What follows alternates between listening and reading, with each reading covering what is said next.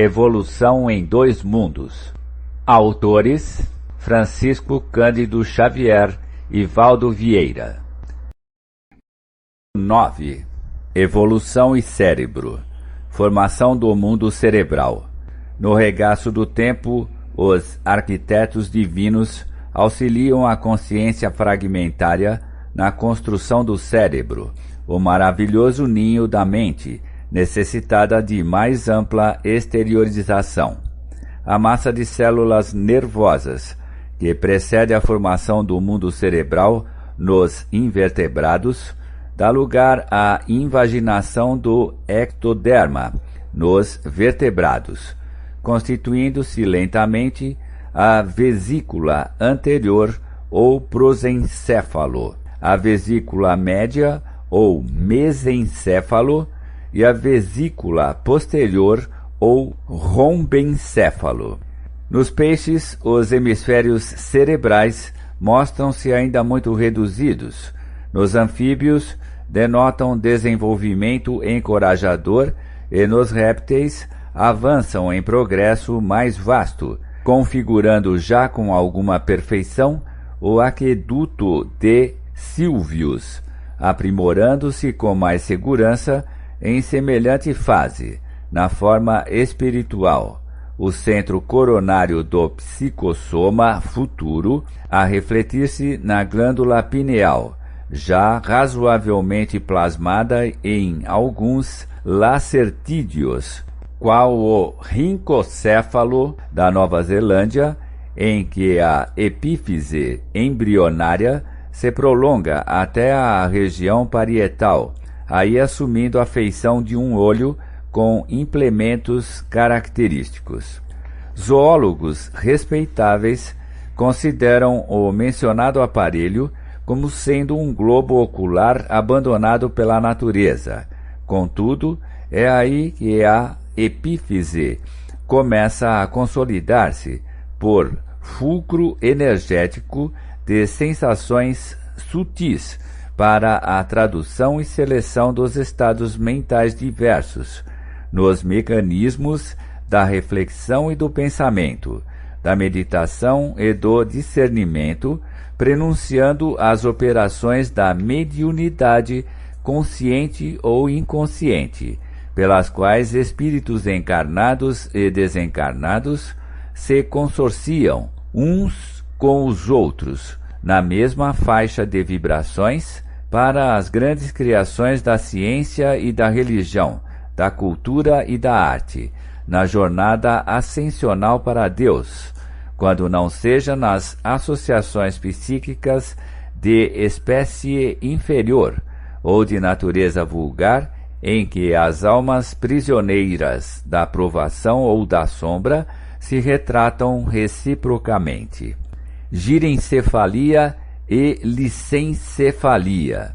Prossegue o crescimento dos hemisférios cerebrais nas aves, com significativas porções cerebelares, para encontrarmos nos mamíferos o encéfalo com apreciáveis dotações, apresentando circunvoluções nos girencéfalos e aumento expressivo na área do córtex.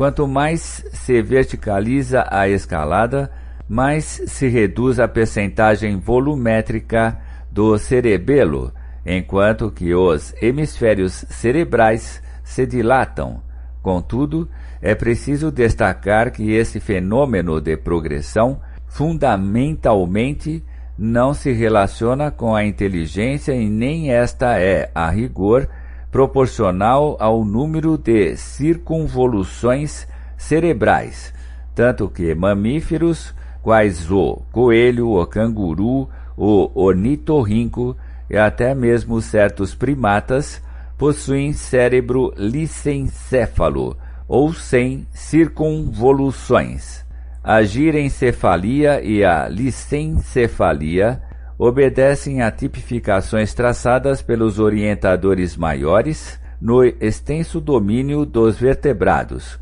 preparando o cérebro humano com a estratificação de lentas e múltiplas experiências, sobre a vasta classe dos seres vivos. A maneira de crianças tenras internadas em jardim de infância para aprendizados rudimentares, animais nobres desencarnados a se destacarem dos núcleos de evolução fisiopsíquica em que se agrupam por simbiose, acolhem a intervenção de instrutores celestes em regiões especiais, exercitando os centros nervosos. Fator de fixação.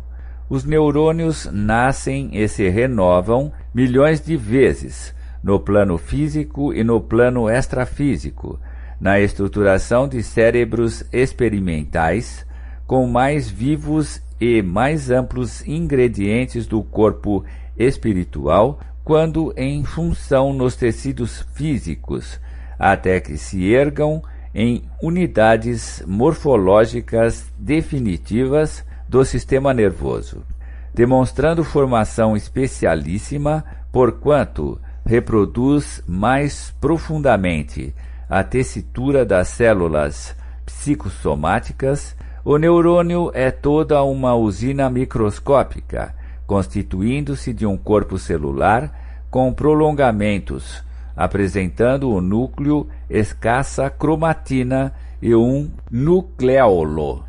Acha-se o núcleo cercado de protoplasma, em que há mitocôndrios, neurofibrilas, aparelho de Golgi, melanina abundante e um pigmento ocre estreitamente relacionado com o corpo espiritual, de função muito importante na vida do pensamento, aumentando consideravelmente na madureza e na velhice das criaturas, além de uma substância invisível na célula em atividade, a espalhar-se no citoplasma e nos dendritos, facilmente reconhecível por intermédio de corantes básicos. Quando a célula se encontra devidamente fixada, essa substância, a expressar-se nos chamados corpúsculos de Nissa, que podem sofrer a cromatólise, representa alimento psíquico, aurido pelo corpo espiritual no laboratório da vida cósmica, através da respiração durante o repouso físico, para a restauração das células fatigadas e insubstituíveis. O pigmento ocre, que a ciência humana observa sem maiores definições, é conhecido no mundo espiritual como fator de fixação, como que a encerrar a mente em si mesma, quando esta se distancia do movimento renovador em que a vida se exprime e avança, adensando-se ou rarefazendo-se ele, nos círculos humanos, conforme a atitude mental do espírito na cota de tempo em que se lhe perdure a existência carnal. Reflexos tipos. Estabelecidos os centros nervosos em que se entrosam as forças fisiopsicossomáticas, os reflexos tipos são organizados no reino animal, fixando-se o reflexo de flexão, que consta da flexão de um membro atacado na superfície por estímulos de variadas origens. O reflexo fásico, que interessa a defesa própria na remoção de estímulos perniciosos. O reflexo miotático, a evidenciar-se na contração de um músculo quando responde à extensão de suas fibras. Os reflexos posturais diversos e os múltiplos reflexos segmentares e intersegmentares, com os arcos que lhes são característicos, tanto na parte aferente como na eferente, preparando-se o veículo fisiopsicossomático do porvir em suas reações nervosas fundamentais. Através deles, o encéfalo, conservando consigo o centro coronário e o centro cerebral, registra excitações inúmeras, para que as faculdades de percepção e seleção, atenção e escolha se consolidem. Formação dos sentidos. No corpo dos animais superiores, obra-prima de supervisão e construção dos arquitetos do espírito, no transcurso dos séculos, a consciência fragmentária acrisola então os sentidos. Fim do longo período de trabalho, afirma-se o tato, por sentido cutâneo essencial, a espraiar-se por toda a pele. Esta se converte em superfície receptora, com variadas terminações nervosas, que se salientam por extrema complexidade, desde as arborizações simples até os corpúsculos especializados, que se localizam dentro da derme, utilizando células especiais em comunicação incessante com o cérebro, para que as sensações táteis constantes possam defender os patrimônios da vida. Adestrada a atenção, o animal na esfera física e na esfera extrafísica elabora por atividades reflexas várias substâncias que lhe excitam os centros receptivos, definindo os chamados sentidos químicos, a culminarem no olfato e no gosto. No epitélio olfatório, as células basais, as de sustentação e as olfativas, sobre as glândulas de Bowman, que se encarregam de fornecer o muco necessário à discriminação dos elementos odoríferos, operam a seleção das propriedades aromáticas das substâncias, e, no dorso da língua, na epiglote, na face posterior da faringe, como no véu do paladar, os corpúsculos gustativos, guardando as células epiteliais de sustentação e as células gustativas, associadas às pequenas glândulas salivares, fazem o registro das substâncias destinadas à nutrição. Visão e audição. O sentido da vista, admiravelmente fixado, passa a permitir a constituição das imagens dos objetos na retina, segundo um sistema dióptrico particular, aperfeiçoando-se as células receptoras da luz, cujo impulso nervoso alcança as vias ópticas, transportando as imagens captadas até a profundez do cérebro, onde a mente incorpora as interpretações que lhe são próprias e analisa-as, plasmando observações para o arquivo da memória e da experiência. E a audição, alicerçando-se em órgão complexo, consolida-se no ouvido interno, entre parênteses, protegido pelo ouvido externo e pelo ouvido médio, em que o tubo coclear, a dividir-se em 3 compartimentos, vai encontrar as células evoluídas dos órgãos de corte e as fibras nervosas do acústico, encarregadas de transmitir as vibrações sonoras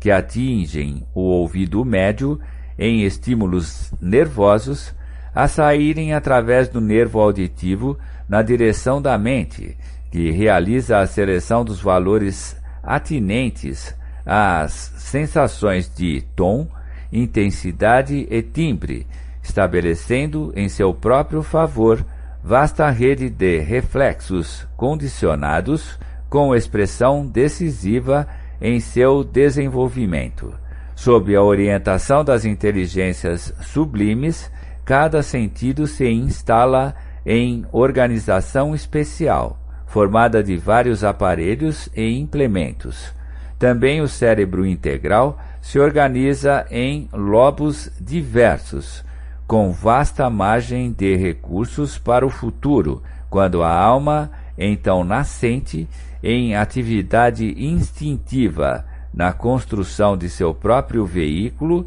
se erigirá em consciência desperta, com capacidade de utilizar as vantagens potenciais que que a divina sabedoria lhe oferta.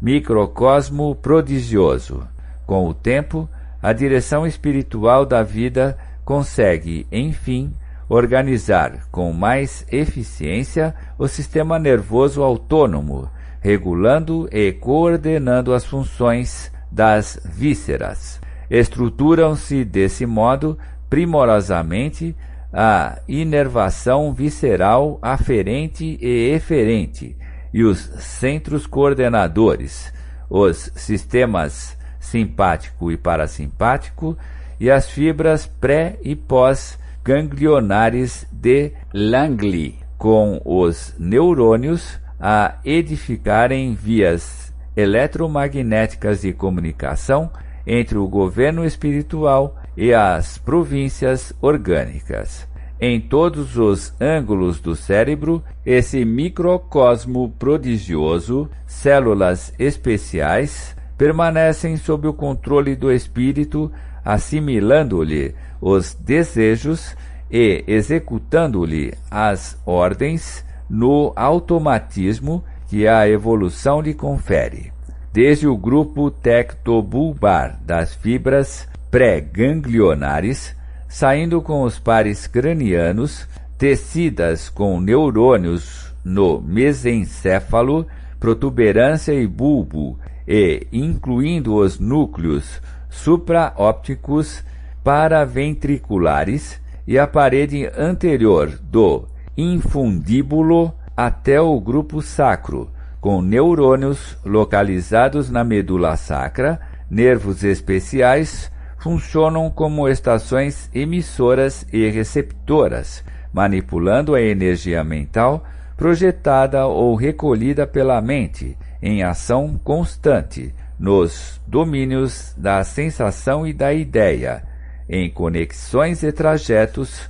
que a ciência do homem mal começa a perceber, atuando nos demais centros do corpo espiritual e nas zonas fisiológicas que os configuram no veículo somático através de circuitos reflexos. No diencéfalo, campo essencialmente sensitivo e vegetativo, parte das mais primitivas do sistema nervoso central, o centro coronário, por fulcro luminoso, entrosa-se com o centro cerebral, a exprimir-se no córtex e em todos os mecanismos do mundo cerebral e dessa junção de forças. O espírito encontra no cérebro o gabinete de comando das energias que o servem como aparelho de expressão dos seus sentimentos e pensamentos,